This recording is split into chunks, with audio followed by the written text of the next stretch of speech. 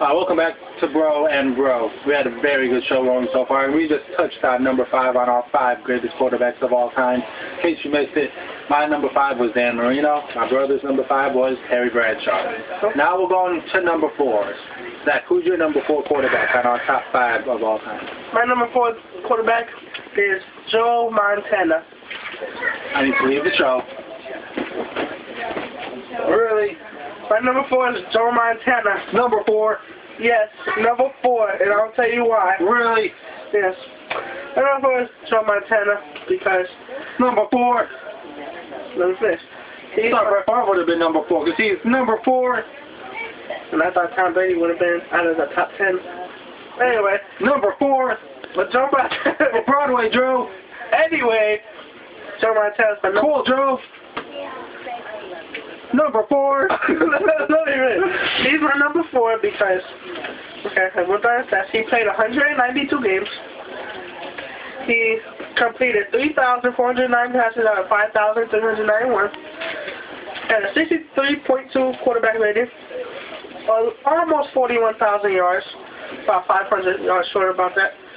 273 touchdowns, 139 in-outs, and a 92.3 completion percentage, and he scored on the Super Bowl. But anyway, he's my number 4 because Steve Young came in after him, and Steve Young did just as good, if not better.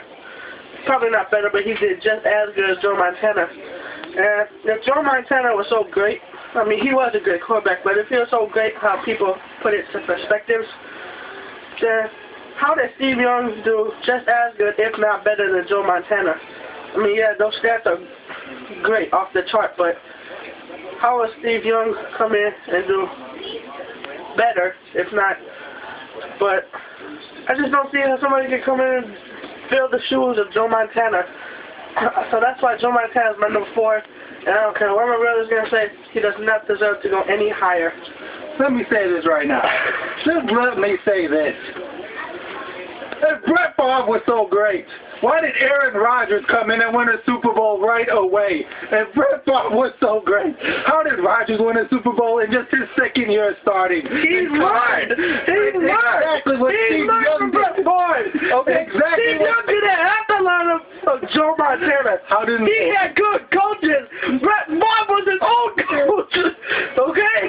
Brett Favre was his own coach. His own coach. Yeah. Steve Young had coaches. Brett Favre didn't. He's like Peyton Manning. He's his own coach. He taught himself. He taught Aaron Rodgers. Aaron Rodgers isn't even that good.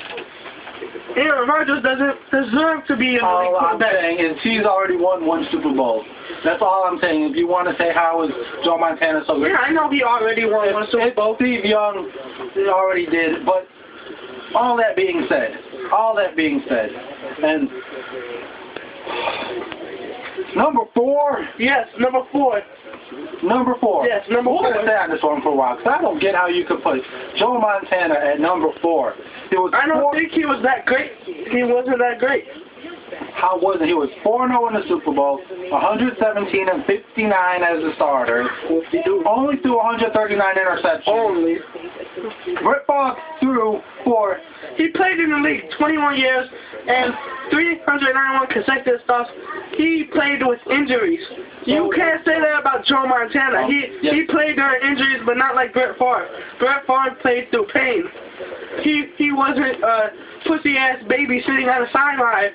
He played through injuries. Neither was Joe Montana. In case you didn't know, the last 2 years of Montana's career, he was traded to Kansas City. Why was he traded? Because he had a ton of concussions, and they told him he shouldn't play because he was going to have brain damage. He still played. Okay. Then he had a concussion. Then he had to retire because he had a vertebrae injury to his spine. Okay. He was going to be paralyzed for life, and he still wanted to play. But he didn't. Actually, he did play 1 more year, and then he got injured again, and he couldn't play because he couldn't feel his toes. Okay. We're going to come back with my number 4.